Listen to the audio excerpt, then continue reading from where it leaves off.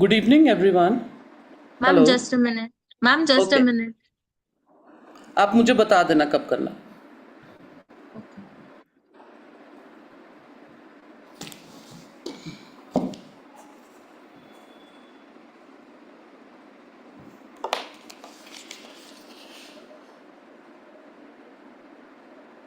I think we also need to allow multiple presenters to share.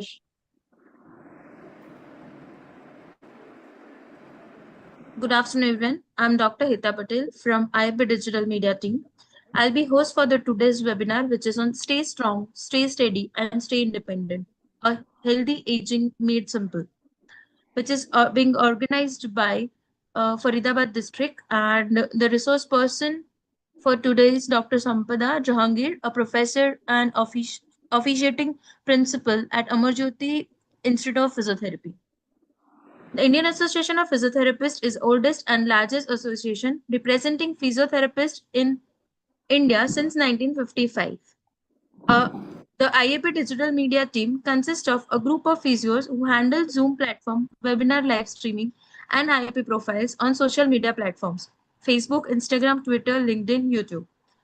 Follow IAP profiles on this social media to receive notifications for our events such as webinars, workshops, CMEs, conferences, health camps, blood donation drive, and to know about recent updates on physiotherapy.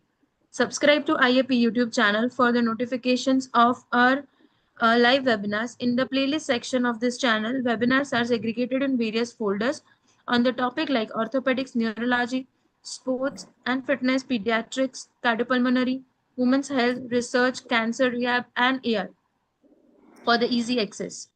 The social media link will be shared in the chat shortly. And for today's webinar, the moderator is Dr. Ankur ma'am. Ma'am, over to you. Thank you, Dr. Heta. Good afternoon, everyone. We will begin shortly. Thank you for joining today's webinar. Please keep yourself on mute during session. You may post your questions in the chat box and we will take them during question and answer segment. Namaste and a very warm welcome to all the participants. I am Dr. Ankur Clare, physiotherapist, Faridabad District Coordinator, IAPWC, and with me is Dr. Manisha Sachdeva, Faridabad District Sub-Coordinator, IAPWC. It is our pleasure to host today's webinar on health aging made simple. We are honored to have Dr. Sampada S. Jagidar with us today. She holds PhD in physiotherapy and has extensive experience in geriatrics and neurorehabilitation. The webinar will be for approximately 30 minutes, followed by a question and answer session. Without asking much of your time, I would like to invite our esteemed speaker, Dr. Sampada, to share her insight with us. Dr. Sampada, the virtual stage is yours. Thank you so much, Dr. Ankur, and thank you, IAPWC, for giving me this opportunity to share my knowledge, especially with the people whom we care for. And I hope this webinar reaches our stakeholders in the coming days. So, without taking much of your time, because I think we will require more time later for the question answers, I will start with my presentation.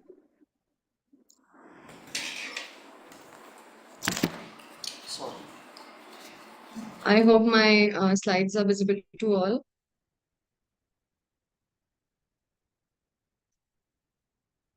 So the topic, very interestingly, is healthy aging made simple.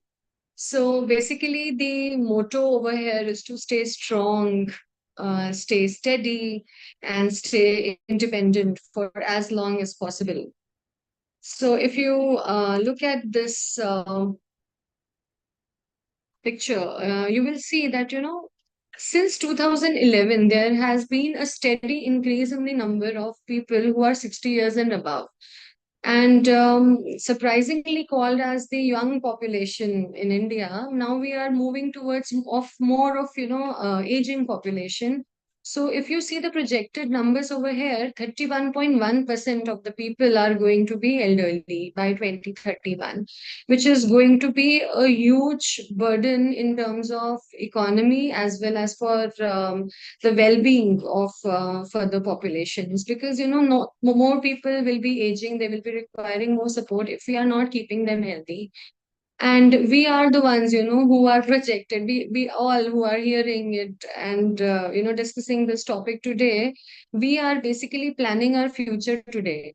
So let us be well informed about it and plan accordingly.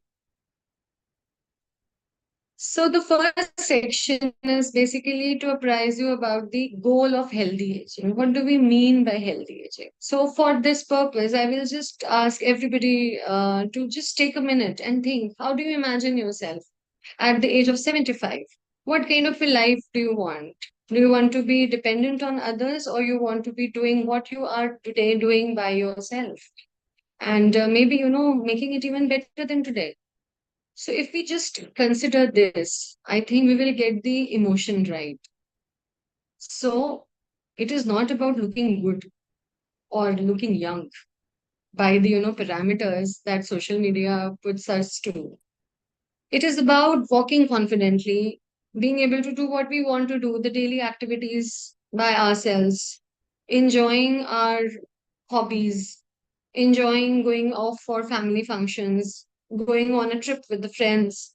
So basically, staying active and happy and healthy, therefore. So if we look at this, healthy aging basically means not only having a large lifespan, a long lifespan, but also a good health span. I'll tell you what is the difference between the two. So, lifespan is basically how long by the number of years we are living. And health span is what is the quality in those years that we are living. So it is just not age, but it is also about how functional you are. So we have to think about aging as a good health span. That means I should be able to continue as I am, as I recognize myself till the end of my life. So I should be able to do all kind of social participation with good amount of confidence. I should be able to climb stairs. I should be able to walk around. So if I am able to do that in my aging years, I am doing what is called as healthy aging. So first, when we say that, I want to continue being independent, we need to understand why we are talking about it at all. Why is the independence lost? Why are we discussing it today? Basically, when we say that we are aging, everybody is aging every day. But as we age and we are crossing that peak of 60 years and going further towards 100, there are more chronic diseases that are seen because of the general fact that we are just simply aging. And as we age, the nutrition suffers, maybe because of poor dentition, maybe because we are not as much physically active as before. We do not move around enough, so we are not hungry. Because of the poor dentition, we are not able to chew properly. We are not able to access all type of foods. Also, we are going in for a situation when we are no more working probably, and we are retiring, and then of course there are going to be certain financial barriers. And then there is also emptiness syndrome, sense of loneliness when sometimes our family is not living with us, and we are left without a spouse, or when our family or friends are leaving us. Then of course the sense of being older, because we have been in this society in which we always say that okay, अब तो बूढ़े हो रहे हैं, अब ये थोड़ी ना करेंगे. When we say कि अब उम्र हो गई है और ये नहीं करेंगे, या फिर अब आप ये मत किया कीजिए, अभी आपको सूट नहीं करता है. This is what is the underlying ageism. When we stop doing certain things just because we think that we are of a certain age. Then is the environmental factors. If we look around, especially in India, the streets are not very user friendly for older people. There is a lot of chaos with specialists who can understand the problem of getting older and what is coming with it. So unsafe homes are also one aspect, as I was talking about the environmental. So coming to think about this, there are personal, social, as well as the environmental factors which are throwing a lot of challenges at us. And we want to find out solutions to these so that we are able to continue for, being fit and functional for as long as possible. So let me just take you to a very narrow aspect of aging today, so that we can delimit our discussion for management of um, functionality in the aging years. So the undesirable journey of aging is basically coming because of loss of strength and balance as we age. As we are losing our muscles every day, our bones are also getting weakened every day, especially after the age of 35, there is a gentle decline. And as we reach the sixth decade, there is a harsher, complete decline is seen, especially when you come towards the 70s age. And because of the loss of strength and balance, when we are moving around, we either feel unsteady or we feel that if I do something which is like, going up on the stool and taking something out from a height, or maybe, going in a place where there is a lot of crowd, I would feel fearful and also I may fall. So either falls or fear of falls are following the poor balance. And once we experience either of them, we will try not to do things which caused them or what we think have caused them. So we will slowly lose our independence. We will start taking help for everyday activities. And this kind of dependence leads to poor quality of life. This is a very simplistic view of all of this. But we need to understand, that if we are getting this small picture in our mind, we should be able to understand the details of it.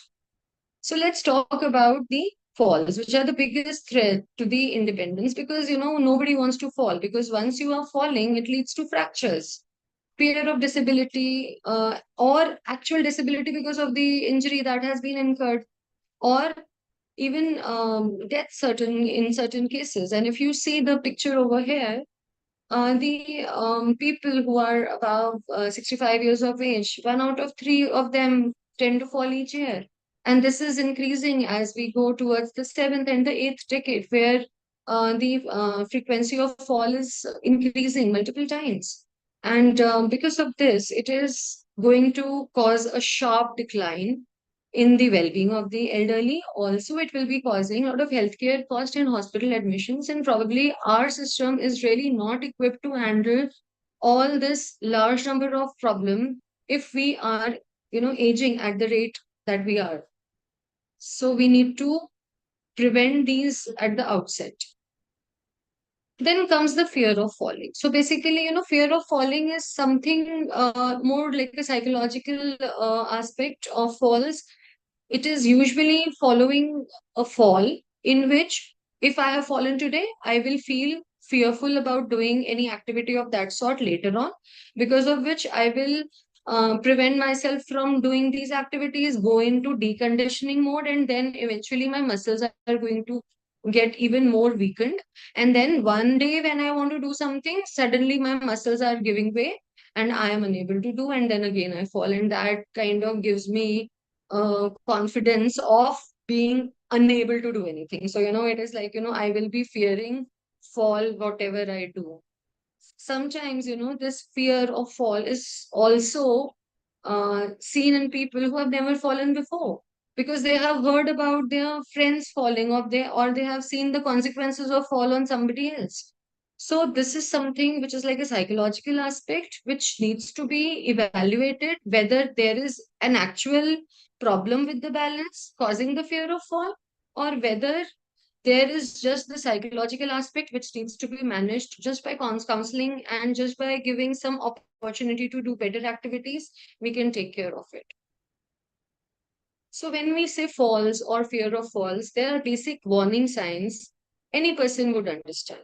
If you feel that you are walking slower than before, or if your family members tell you that आपकी चाल थोड़ी धीरे हो गई है, आप पहले तो जल्दी चल लेते थे.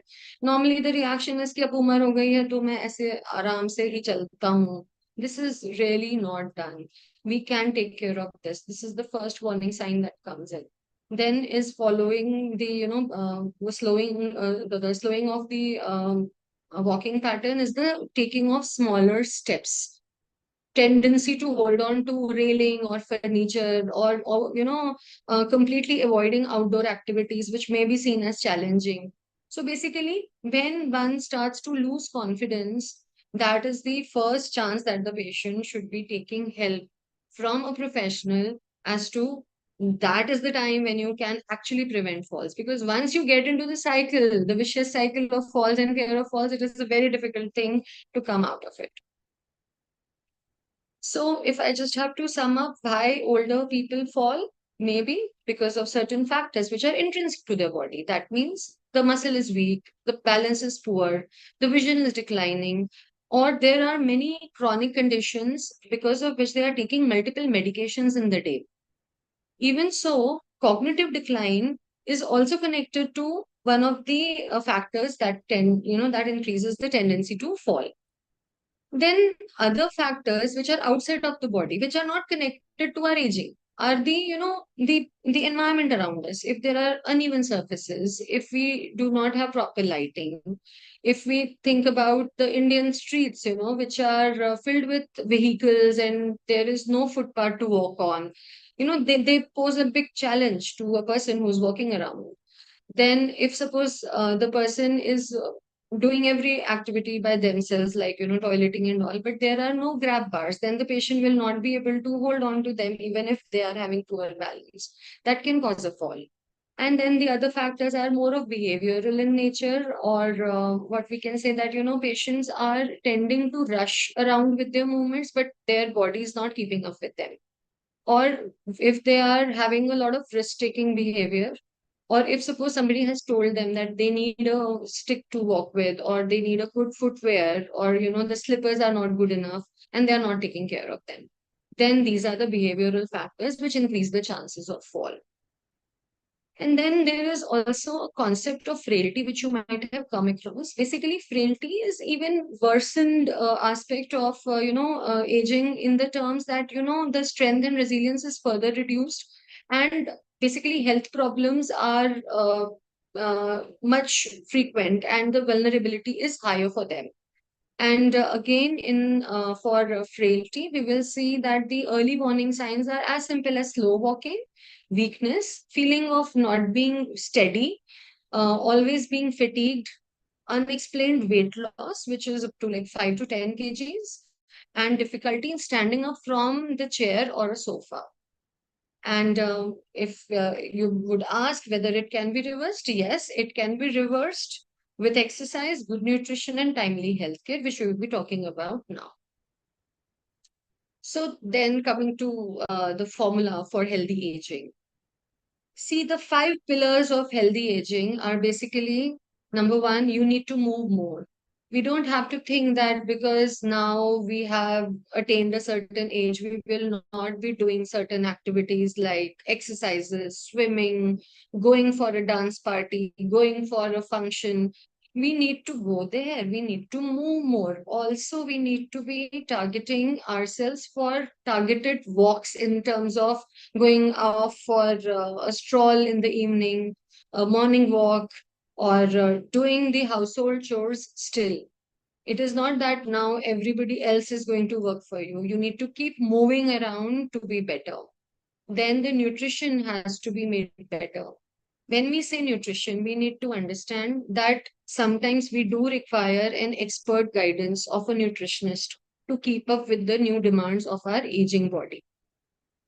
Sleep is another problem, which people usually say that they have to get up multiple times in the night time to go to the washroom. So these things need to be taken care of. If we are not getting enough sleep, the healthy aging is going to be hampered. Then brain health. Brain health, usually we say that bhulne lag gaya, or memory loss is usual with aging. No, it is not. little bit of here and there, everybody forgets. But when it causes problem, when it is affecting your daily life, it is a cause of concern and you need to go in for a specialist opinion. Then is social connection. Please keep up with your friends. Please keep up with your family. Go for that movie, you want to watch. Social connections and going out in the community are very, very important. So if we look at the benefits of exercise, they are just not improving your strength. They are just not, maintaining your balance, but they are also boosting your cardiovascular health and circulation, which will be preventing you from getting other disorders, like cardiac issues or obesity issues. It is also going to put enough strain on your bones so that whatever calcium you are taking is getting absorbed in your body, and your joint mobility is going to be improved.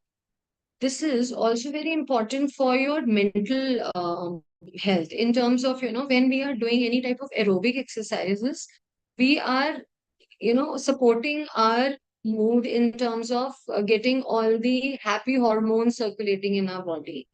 This is going to prevent from any type of depression. Even milder depressions are prevented. And this is also going to get you cognitively better in terms of getting sharper thinking and problem solving. This is also going to further, because you are improving not only your musculoskeletal system, but your balance also, your cardiovascular health also, your bones also, and your general mental well-being also. You are going to get better and you are going to maintain your independence in the daily activities. So it is going to aid in multiple ways for your overall well-being. When I said that, nutrition needs to be maintained, there is a lot of aspect to the nutrition, but what I would like to really emphasize today on is the importance of taking adequate protein in your diet, because as your muscles are on a decline, they would be needing the feed of protein to keep up, especially if you take good protein and if you keep on moving, your muscle decline is going to be slowed to as much as possible. So you are going to get the best of possible muscles at a given age. Similarly, when we are moving around, the calcium as well as the vitamin D, they have to come together to support the bone health. And vitamin D is mostly very, very low in most of the people, even in the situation that we are in this tropical country. So we need to at least get the sunlight, or if it is not possible, please don't shy away from taking fortified foods or supplements. But always check your vitamin D before you do the supplements. And then something which is, not talked of much in the aging is the hydration. Basically, it will maintain your electrolyte balance, it will support your kidney function, and it will prevent any type of dizziness or fainting attacks.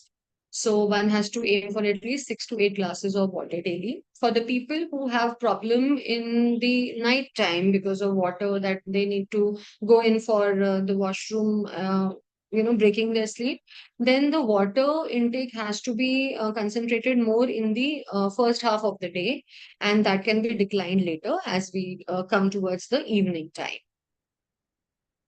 Then is the sleep, brain, and social connection. I'm just, talking about all these three things together, because see, 7 to 9 hours each night is supporting the recovery of not only the body but also the brain, and it helps in memory consolidation. It will prevent you from losing your memory quickly.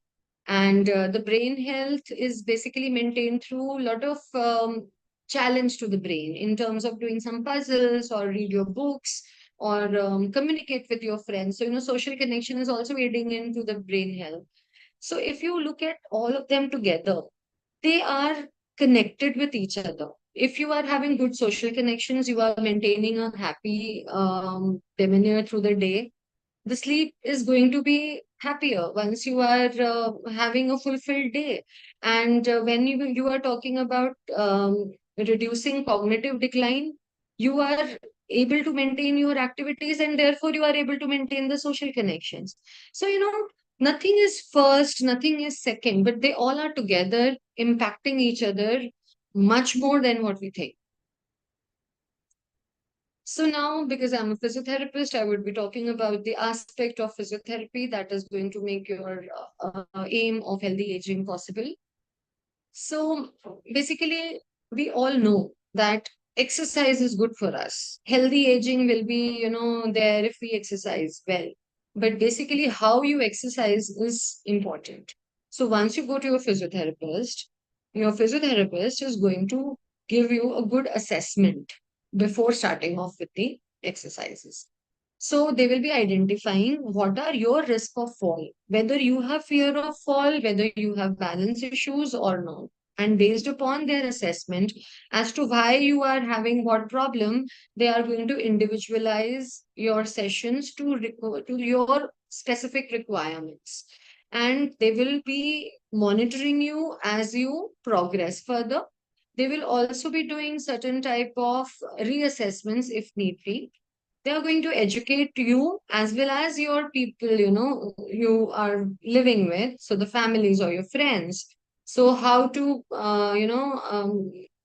maintain good amount of movement, how to align your furniture so that you prevent falls.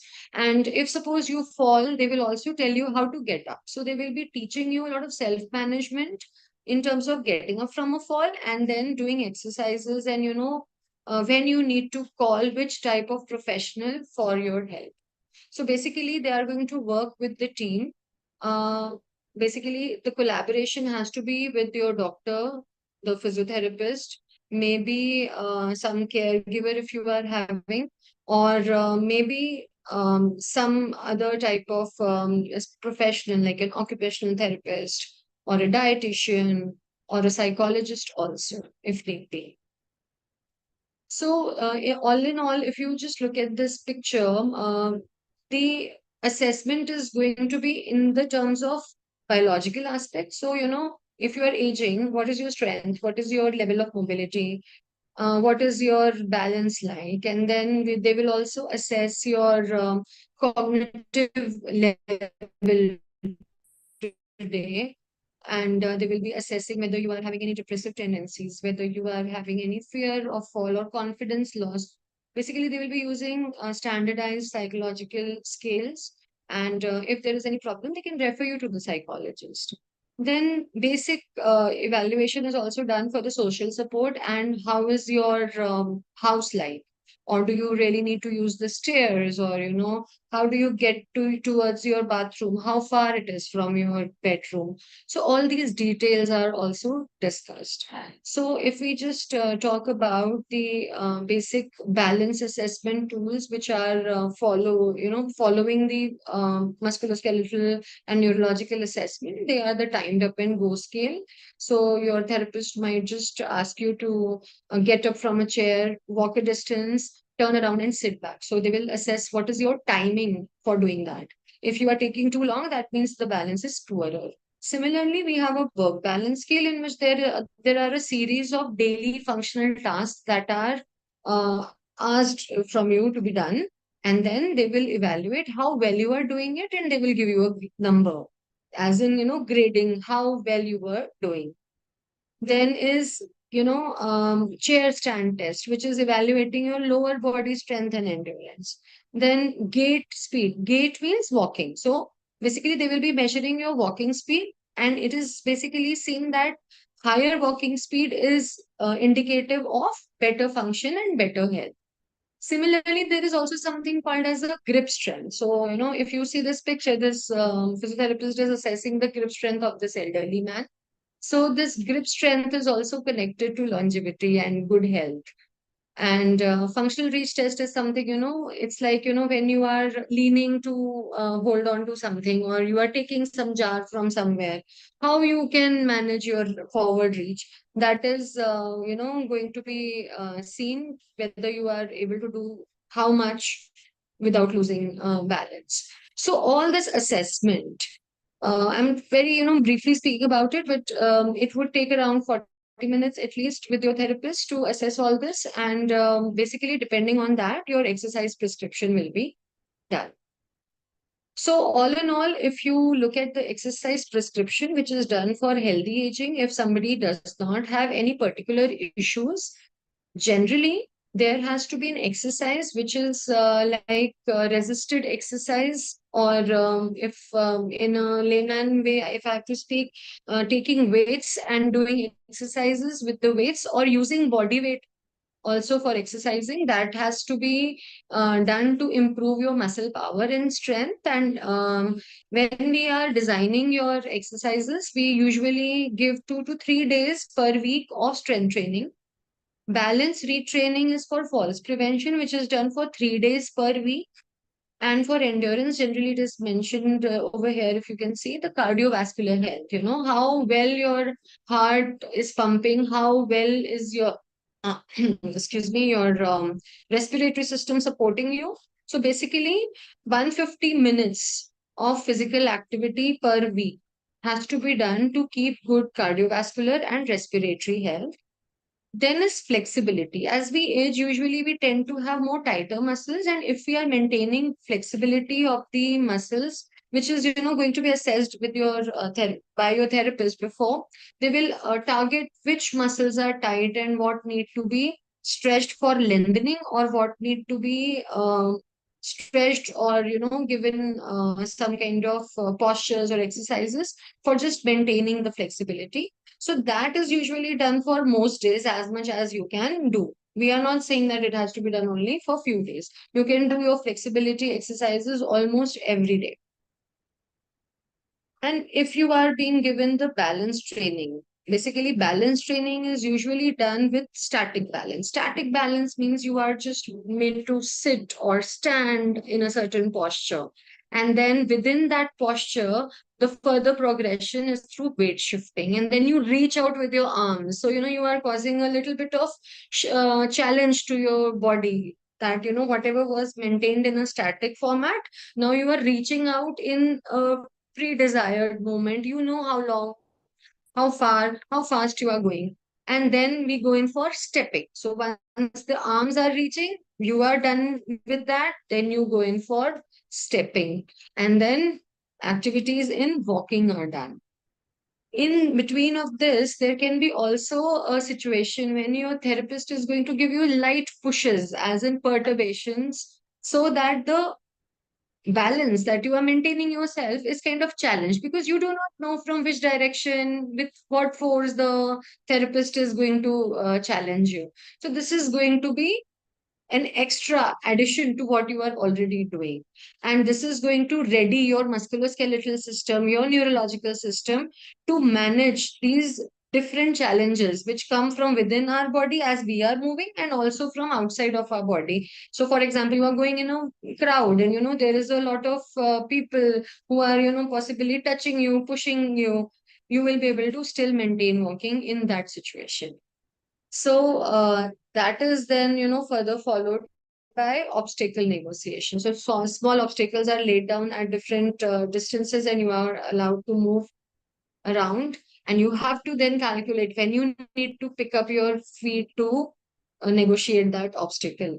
Then is the next progression is basically dual task walking, in which we will be asking you to think about something. So cognitively, or by mentally, you are doing some activity, and then you are walking also. So when we see elderly people coming to us, usually they are not able to do the two things together, because one is cognitive or mental, and one is the physical. So when your brain is challenged to do two different activities, that is something as a seen as a problem with the old aging population. So if we are giving them this type of training already, they will not face such kind of problems in future. And then the last is community mobility, in which we expect them to go out in the community, in the usual market area, in the usual metro stations or railway stations, where they have to maneuver themselves in the real life situation. So once the patient is able to do this and is not having any problem, we usually say that the patient is doing really well for himself. So if you look at the exercises also, the progression, there may be one exercise given to you. So these are just, for example, exercises that I am showing to you. So for example, your therapist has given you sit to stand activity from the chair, so that you are able to gain some strength in your lower limb. So first, you will be taking support from the hand, from the arm or the, side of the chair, and then you can get up. But the progression will be that you stop using the hands. And then later, you can take some weight in the hand and then do the sit push stand. Now, this type of exercise, if you have somebody at your home looking after you, you can do it by yourself also. Similarly, when we increase our normal walking speed to a slightly higher speed, we are challenging our system. Similarly, turning on command. If you are walking and suddenly somebody says, now turn right or about turn, this is a challenge because just listening to the command, you have to move. You have to change your direction. You have to change your way you are walking. So, this is an example of a functional exercise which can be progressed in multiple ways. Similarly, the heel rises. You can just simply try doing it yourself. You can stand up, go up on your toes and down. So once you are able to go up and down on your toes with the arms supported, you can further go ahead by removing the arms or then doing it with single leg or taking some kind of weight around your ankle and then doing the heel raise. Or maybe, using your arms to hold on to some object and then doing heel raises. So these are the type of exercises. If you learn for once with your therapist, you can continue doing them at home unless you have been diagnosed as having high risk of fall, in which case you will be requiring a supervision with the therapist always. So, coming to the situations when you should not exercise, because once we say that you should exercise, it is good for you. We also need to understand when you should not exercise. You should not be exercising if there is any palpitation or dis-ease. If you are not feeling up to it, you are having a lot of sweating, and what is explained as dil ghabra raha hai, सांस नहीं आ रही है, all these situations you should not be exercising. If you are already having fluctuations in your blood pressure, if there is any acute illness or any acute injury in the past few days, or if there is a neurological event like dizziness spell, or you had lost consciousness, or there was some kind of abnormal presentation in the last few days, you should not be exercising. You should be going to the doctor and your physiotherapist to understand the situation and take care of that. Then is if you are already having conditions like osteoarthritis, pulmonary diseases like asthma or chronic bronchitis, or if there is already some kind of loss of memory or any type of cognitive impairment or any known case of say paralysis or any other neurological disorders, like you are having tremors in your hand or you are feeling a lot of postural instability, you should be modifying the exercise from, basically you will be told about it by your physiotherapist. You should not be doing these regular generic exercises by yourself unless you get a green flag from a physiotherapist. So basically one needs to screen before prescribing the exercises, and please look out that you are taken good, you are basically told about this, or you are understanding that what is going on with your physiotherapist, whether he or she is doing the exercise prescription as per all these guidelines or not. So all in all, the comprehensive geriatric care is basically first is through assessment. So if you go to any therapist and they're not assessing you, that is going to be a problem. Please ask them and give them time to get assessed. They will be setting proper goals which are for your own individual self. You will be given your individualized intervention. Please do not share it with your family or friends because they might be having other challenges which may, put them in a situation that they may be hampered because of following somebody else's exercises.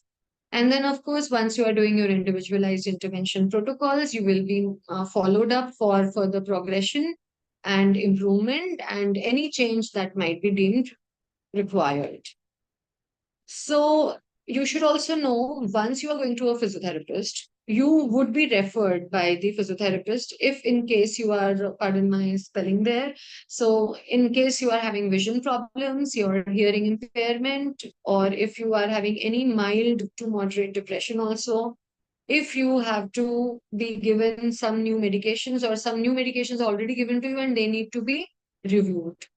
In case there is a tendency to not eat properly, then the therapist will be referring you to a nutritionist. And if the cognitive decline is more than the limit that the physiotherapist understands for you, then that also will be taken care of through a multidisciplinary approach in which appropriate professionals like a neurologist, an orthopedic surgeon, optometrist, or ophthalmologist, an ENT, a psychologist, they will be referred, basically to. In addition to that, you also need to understand that the environmental modifications have to be done. For example, once you are with your therapist, the therapist is going to give you all this information, but for your understanding, you need to have good soled, like, the footwear that you're using has to be rubber. The sole is made of non-slip rubber, and they should not be sticking also to the floor. जो ऐसे चिपका हुआ सा feel होता है वो नहीं होना चाहिए अगर हम रबर सोल्स की बात कर रहे हैं. So they need to be firm, but they should not be slippery. If you look at this picture, there is a lot of lighting that is done in the passage. So these type of lights are very much available these days. And in the night time, if only this much light is on, you will not be moving around in the dark, and it will be much more helpful to prevent the falls. Then if somebody is using any type of cane or a stick, you need to see that whether these ferrules, the bottom part of your cane, is very well maintained or not. Because once this is worn out, there is going to be a fall even when you are having a cane in your hand. Then in your bathroom, you should be having some kind of non-slip rugs or mats so that you do not fall on the wet floor. These type of fancy toilet seats are also available on Amazon these days. Even if they are not exactly that what I'm showing you, at least you can have these type of grab bars so that you can get up from the toilet seat yourself. Similarly, grab bars can be put in the areas where you need to go up on the stairs, or from places where you would be requiring some kind of support. So these are just examples of environmental modifications which can be made again, they can be customized as per your requirement and as per your home situation.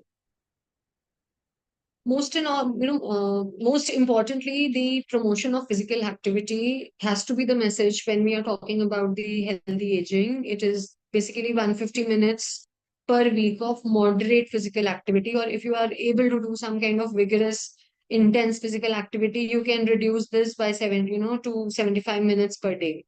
But if you are not able to, keep up with this timeline, at least you can use your phone or your smartwatch to track whether you are at least able to have 10,000 steps per day or not. So basically, one should be considering the environment also when we are saying that you need to have more physical activity, because sometimes in a poor environment, if we are not taking care, then it might lead to falls. So please, when we say physical activity has to be promoted, you have to first take into consideration whether your environment is safe enough or not. So busting some of the myths, just you can, think about it, whether you believe in this myth or you know the fact. So first is growing older means becoming weak and dependent. So no, it is a myth, and the fact is that aging is natural, but weakness and loss of independence are not inevitable. Then myth is that falls are normal part of aging. No, absolutely not. They are common, therefore we think they are normal, but they are not normal. They can be absolutely prevented. Then is I'm too old to exercise. You are never too old to exercise. I have told you that you need to do 150 minutes of exercises or physical activity. But if you are not doing anything, for example, you are completely sedentary, having less than 2,000 steps per day, Even if you increase your steps by, say, 100 steps per day, that is going to benefit you a lot. Even if it is this small increment, and then slowly you can go towards, reaching your 150 minutes. Then if I avoid walking, I won't fall. This is something which people think. If I don't walk, how will I fall? But then once you are avoiding walking, you are telling your muscles you are not needed anymore. And then they will weaken. They will reduce your balance. And when actually, you will start doing something, for a change, you are moving around, you will definitely fall. Then is actually the problem. So basically, the fall has been brought about by you because you did not ask your body to be ready for it. Then using a walking stick is, looked down upon. It looks as if, I've become weak. No. If you are using a proper stick with according to your body proportions, it is going to prevent falls, it is going to aid in your confidence, and it is going to benefit your balance. So this is not weakness, rather it is a sign of smart aging. It can be made cool if you are walking well with it. Then pain is a normal part of getting older. See, pain, as we were talking about falls, they are common, but they are not normal. Any type of persistent pain should never be ignored and it should be dealt with. Please go to your doctor or your physiotherapist and discuss about it. Then nothing can be done about poor balance. अब तो मैं गिरता ही हूँ, अब मैं क्या करूँगा? That is a very defeatist attitude. You need to understand that balance at whatever level you have can be improved from there. If you come to the physiotherapist early on, you will not be having many challenges. But whatever is your situation now, that can be made better. That is for sure.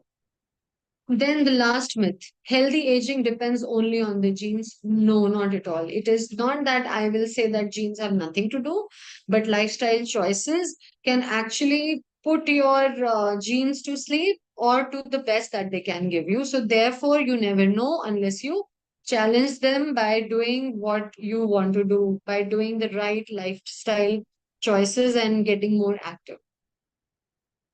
So, practical take home messages. Let's go to them. So, what is an healthy action plan? Moving daily, challenging your balance, eating protein, not to miss the vitamin D and hydration, sleeping well as much as you can, target the 7 hour thing, stay connected with your family, your hobbies, stay connected with whoever you like, and keep learning something new every day because it is never too late to learn anything.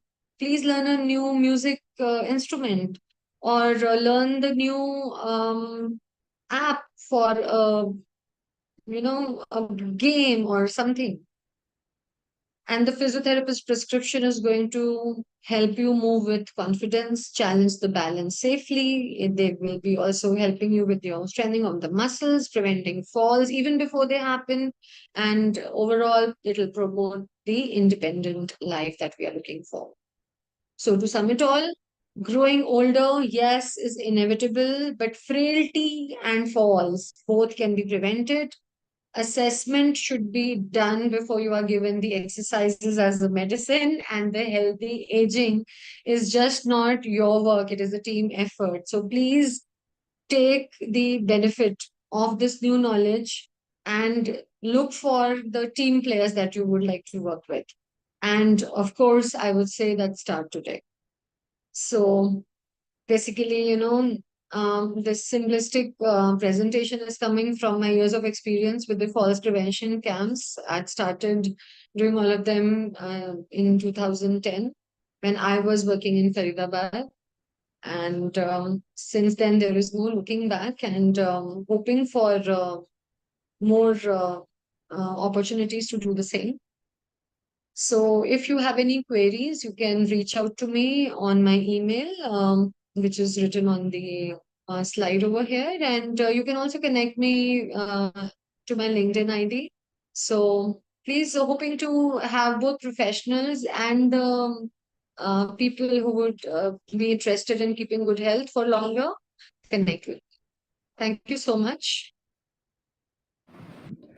Thank you, Dr. Sampada. Now we are open for question and answer session. Kindly drop your questions in the chat box. As we come to the end of today's webinar, I would like to express my sincere gratitude to our esteemed speaker, Dr. Sampada, for sharing such valuable knowledge and practical insight with us. I would also like to extend my heartfelt thanks to Dr. Sanjeev Jha, President IAP, Dr. Ruchi Vashne, National Head IAP WC, Dr. Niti Khurana, Zonal Head IAP WC, Dr. Pooja Anand, Haryana State Head IAP WC, Dr. Bhavna Mangla, Haryana State Sub-Coordinator IAP WC, for the continued encouragement, guidance and support in promoting academic excellence and professional development among us. A special thanks to all the organizing committee, especially Dr. Uttara Mohan and Dr. Heta, IAPWC digital team, the moderators, technical team and every participant for your enthusiastic presence and active participation. Your management made this session truly meaningful. Dr. Sampada, shall we go for question and answer session?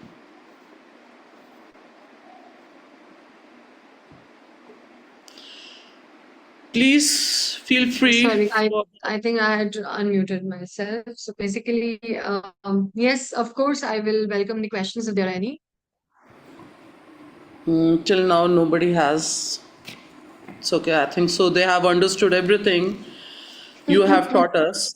That's I think good. even if it is a little food for thought today, that is going to at least get people thinking about being better in the aging time. So Sure, everybody needs it today or tomorrow. We all need it. We hope today's webinar was enhanced your knowledge and inspired you. Thank you all for joining us. Have a wonderful day. Stay healthy and keep learning. Goodbye.